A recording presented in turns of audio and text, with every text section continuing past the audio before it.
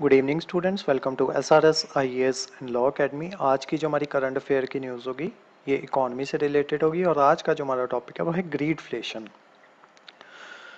तो अभी रिसेंटली जो है कंट्रीज़ जो हैं उनके बीच में कंसेंसस जो है वो बढ़ता जा रहा है। यूरोप और यूएस जैसी कंपनी जो है उनका ये मानना है कि ग्रीडफ्लेशन जो है ये जो है एक ड्राइविंग फोर्स की तरह एक्ट कर रही है कि ये जो है कॉस्ट ऑफ लिविंग जो है उसको राइज कर रही है रादर देन जस्ट इन्फ्लेशन। तो ये सिर्फ ग्रीडफ्लेशन जो है सिर्फ और सिर्फ जो है driving the rising cost of living rather than just inflation की। इन्फ्लेशन के साथ साथ ये राइजिंग कॉस्ट ऑफ लिविंग जो है उसको भी जो है कॉस्ट ऑफ लिविंग जो है उसको भी राइज कर रही है। अब ग्रीडफ्लेशन जो है उसको समझने के लिए आपको पहले इन्फ्लेशन जो है ये समझना होगा कि इन्फ्लेशन जो है वो किस तरीके से वर्क करती है।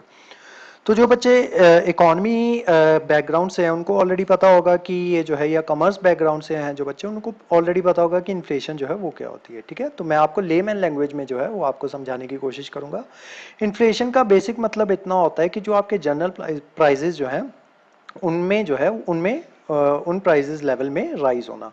मान लो जो है पिछले महीने अगर आपको चीनी जो है वो 70 रुपए के हिसाब से मिल रही थी तो अगले महीने वही चीनी आपको 80 रुपए के हिसाब से मिलने लग जाए तो इसका मतलब क्या होगा कि महंगाई जो है वो बढ़ गई है। तो असल में महंगाई के बढ़ने को ही इन्फ्लेशन जो है वो कहा जाता है। ठीक है, एग्जाम्पल लेके चलते हैं। If it is reported that the inflation rate was 5% in June 2023, it implies that the general price level of economy was 5% more than that it was in June 2020। इसका मतलब ये है कि मान लो कोई चीज आपको पिछले साल की जून में या पिछले साल की जुलाई में आपको जो है एक पर्टिकुलर प्राइस पे मिल रही थी, लेकिन इस साल की जुलाई में क्या हुआ कि उसके प्राइसेस जो है वो 5% से इंक्रीज कर गए या 10% से इंक्रीज कर गए। तो उस चीज को जो है वो क्या कहा जाएगा, इन्फ्लेशन जो है वो कहा जाएगा। बेसिकली इतना मतलब होता है इन्फ्लेशन का कि महंगाई का बढ़ना। ठीक है, चीजों के जो प्राइसेस जो होते हैं उनका बढ़ना, उसको इन्फ्लेशन जो है वो कहा जाता है। अब इसी से रिलेटेड कुछ और टर्म्स भी होती हैं वो देखते हैं। एक होती है देन आपकी डिस इन्फ्लेशन। डिस इन्फ्लेशन का मतलब ये होता है कि जब इन्फ्लेशन जो होती है उसका रेट जो होता है वो डेसल रेट करे, यानी कि इन्फ्लेशन जो है वो ज्यादा तेजी से ना बढ़ के धीरे धीरे जब इन्फ्लेशन बढ़े तो उसको जो है डिस इन्फ्लेशन जो है वो कहा जाता है। It refers to a period when even though prices are rising it is happening at slower rate each passing month. तो हर एक मंथ के बाद जो है जो प्राइस जो है वो आपका बढ़ेगा लेकिन धीरे धीरे बढ़ेगा। ठीक है, मान लो आज जो है आज आपको चीनी जो है आज की तारीख में मान लो जुलाई में आपको चीनी जो है अगर 70 रुपए की मिल रही है तो अगस्त में आपको जो है वो जो है 70 साढ़े 70 रुपए में जो है वो मिले या 71 रुपए में जो है चीनी वो मिले तो उस चीज को डिसइंफ्लेशन जो है वो कहा जाएगा। अब एक और टर्म होती है डिफ्लेशन। डिफ्लेशन का मतलब होता है एग्जैक्ट इन्फ्लेशन का उल्टा। ठीक है, इन्फ्लेशन का क्या मतलब था, महंगाई का बढ़ना, और डिफ्लेशन का मतलब क्या होगा, महंगाई का कम हो जाना। मान लो आपको जो है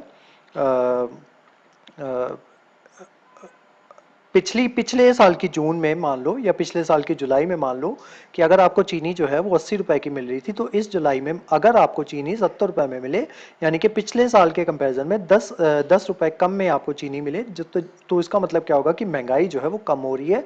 उस चीज को डिफ्लेशन जो है वो कहा जाता है। ठीक है, तो deflation is exact opposite of inflation. Imagine if the general prices level in June 2023 was 5% lower than what it was in जून 2022, कि जून 2022 में जितने प्राइजेस थे उससे 5% लोअर प्राइजेस पे अगर आपको चीजें जून 2023 में मिले तो उस देश में कहा जाएगा कि वहां पे डिफ्लेशन जो है वो आई हुई है। It is a general decline in prices for goods and services typically associated with contraction in the supply of money and credit in the economy. तो जब मनी और क्रेडिट जो है सप्लाई ऑफ मनी और क्रेडिट जो है economy में वो कॉन्ट्रैक्ट करता है तब आपकी डिफ्लेशन जो है वो आती है। एक चीज और होती है रीफ्लेशन। रीफ्लेशन देखते हैं क्या होता है। रीफ्लेशन बेसिकली वो चीज होती है कि जब डिफ्लेशन के बाद दोबारा इन्फ्लेशन आती है तो उसको रीफ्लेशन जो है वो कहा जाता है। ठीक है, कि फ्लेशन जो है वो आपकी दोबारा से आ रही है, रीफ्लेशन। ठीक है, तो reflation typically follows deflation as policy makers try to pump economic activities either by government spending or interest rate being reduced। तो ये किस तरीके से होता है, जब इंटरेस्ट रेट जो है वो डिक्रीज हो जाता है तो लोग क्या करते हैं, ज़्यादा से ज़्यादा पैसा लोन पे उठा के जो है उसे अपनी फैक्ट्रीज वगैरह जो है उसकी प्रोडक्शन इंक्रीज करने में जो है वो कर देते हैं, ठीक है। तो उस वजह से क्या होता है कि जब डिफ्लेशन चल रही होती है तो उसके बाद जो है जब गवर्नमेंट अपनी पॉलिसीज लेके आती है, डिफ्लेशन में गवर्नमेंट ऐसी पॉलिसीज लाती है कि इंटरेस्ट रेट जो है वो कम हो जाते हैं, ठीक है।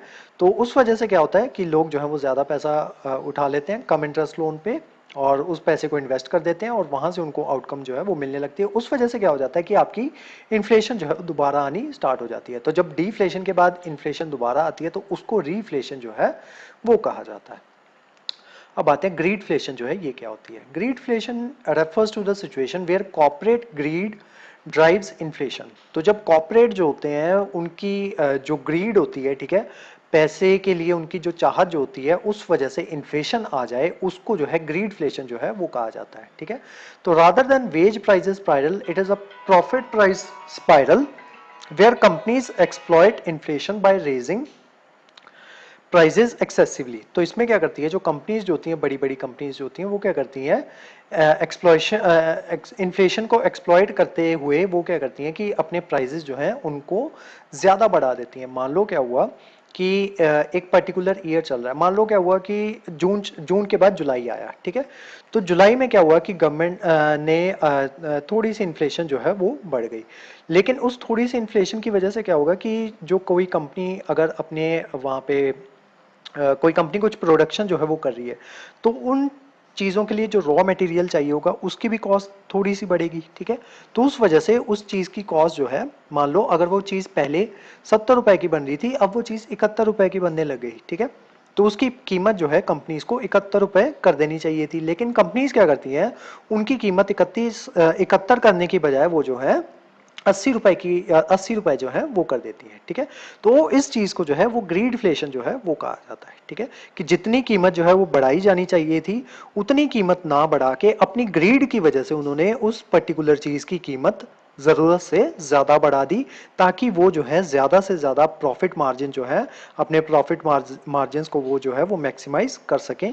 तो इस तरीके की इन्फ्लेशन को जो है वो ग्रीडफ्लेशन जो है ये कहा जाता है। There's a growing consensus in the developed countries like Europe and US that greedflation is the true culprit. अब सिनेरियो जो है वो देख लेते हैं। During crisis like natural disasters और pandemic, prices often surge as business raises them due to increased input cost. तो जैसे आपका ये जो है पेंडेमिक आया था, ठीक है, जैसे जब कोरोना जो है तब आया था, तब आपने देखा था कि दवाइयों के प्राइसेस जो थे वो एकदम से बढ़ गए थे, ठीक है। तो वो क्यों हुआ था, क्योंकि इनपुट कॉस्ट जो है वो उस टाइम पे वो बढ़ जाती है, ठीक है। तो ऐसे टाइम पे अगर दवाइयों के प्राइसेस जो है जितने बढ़ने चाहिए थे, अगर उससे ज्यादा अमाउंट में बढ़ जाते तो उस चीज को ग्रीडफ्लेशन जो है वो कहा जाता। However, in some cases, businesses exploit the situation by making excessive profit through significantly higher prices markup. तो वो जो है अपने प्राइसेस जो है वो सिग्निफिकेंटली ज़्यादा जो है वो बढ़ा देते हैं जितने उनको बढ़ाने चाहिए। इनपुट कॉस्ट के अकॉर्डिंग जब वो अपने प्राइसेस नहीं बढ़ाते, ज़रूरत से ज़्यादा प्राइसेस जो है वो बढ़ा देते हैं, तो उन सिनेरियोज को जो है ग्रीडफ्लेशन जो है वो कहा जाता है। अब इसका इम्पैक्ट जो है वो क्या होता है, तो जो जनरली लो इनकम या फिर मिडिल क्लास इंडिविजुअल्स जो होते हैं उनको जो है अपनी कंजम्पशन जो है वो रिड्यूस करनी पड़ती है, या उनका स्टैंडर्ड ऑफ लिविंग जो है वो लोअर जो है वो हो जाता है ग्रीडफ्लेशन की वजह से। और इसका बेनिफिट जो है वो वेल्दी लोग जो होते हैं वो उनको मिलता है, क्योंकि वो जो है वो अपने एसेट्स की वैल्यू जो है वो बढ़ जाती है, ठीक है, उनके एसेट्स की वैल्यू बढ़ जाती है, और जिस वजह से आगे जाके क्या होता है कि वेल्थ गैप जो है वो जो है वो बढ़ जाता है, जिस वजह से इनकम इनइक्वालिटी जो है वो भी बढ़ती है। आगे देखते हैं। Sharp prices increase and speculation driven by greed can create bubble and unsustainable market conditions. This make financial market more susceptible to crashes and crisis, posing risk to overall economic stability। तो इस वजह से क्या होता है, ग्रीडफ्लेशन की वजह से जनरली जो आपकी मार्केट जो है वो क्रैश कर जाती है, ठीक है। जैसा 1929 में जो है, जो आपने देखा था कि मार्केट जो है वो क्रैश कर गई थी। तो ये सारी चीज़ें जो हैं ये ग्रीडफ्लेशन की वजह से ही होती है। Inflationary pressures caused by greedflation can result in divergent policies among countries. Each nation may adopt different strategies to combat inflation, leading to conflicting approaches. तो इससे लड़ने के लिए, ग्रीडफ्लेशन से लड़ने के लिए अलग अलग कंट्रीज जो हैं वो अलग अलग पॉलिसीज जो हैं वो अपनाती हैं।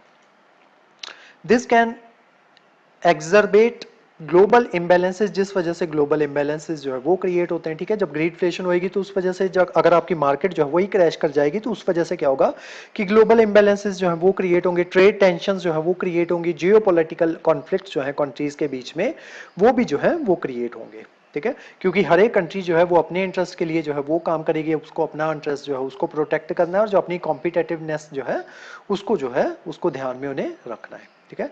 तो आज की जो हमारी क्लास थी वो ग्रीडफ्लेशन के बारे में थी। इस क्लास के जो नोट्स हैं वो आपको सेंड कर दिए जाएंगे हमारे टेलीग्राम चैनल पे, और जो हमारे वेरियस व्हाट्सएप ग्रुप्स हैं वहाँ पे भी इसके नोट्स जो है वो आपको सर्कुलेट कर दिए जाएंगे। उसके अलावा हमारे वेरियस कोर्सेज के बारे में इंफॉर्मेशन लेने के लिए आप स्क्रीन पे दिए नंबर पे कांटेक्ट कर सकते हो। तो आज की जो हमारी क्लास थी वो यहीं तक थी। Thank you so much.